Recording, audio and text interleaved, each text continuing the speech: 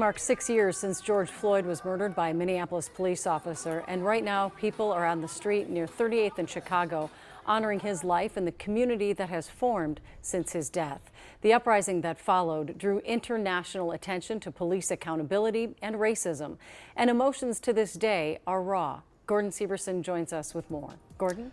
Yeah, the world was a very different place 6 years ago. We were just a few months into the COVID pandemic with so many fears and questions about the future.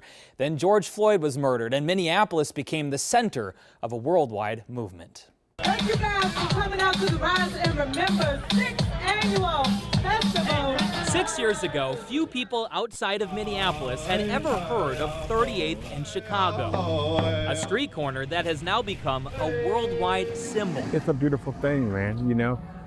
Let's hope it never dies. Selwyn Jones, the uncle of George Floyd, says being here is still an emotional experience 6 years after his nephew was murdered by a Minneapolis police officer.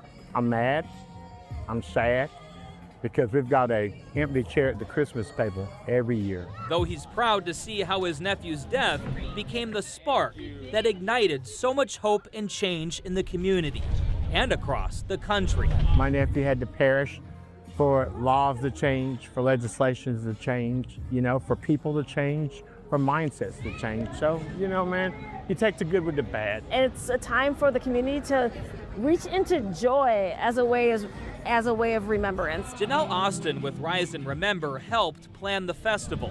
She says it's the first time this event has fallen on Memorial Day, and it's fitting because the day is all about honoring the past while they continue to fight for the future.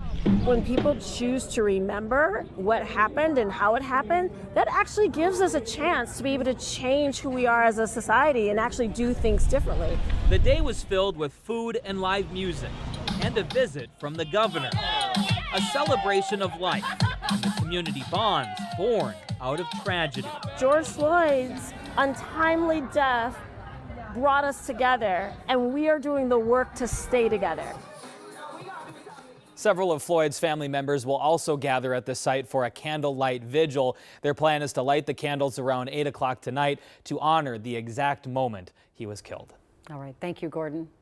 There's also a group that's been at George Floyd Square every Monday for years, protesting his death through music and mixing tragedy and joy. Sammy Selena shows us brass solidarity coming up at 6.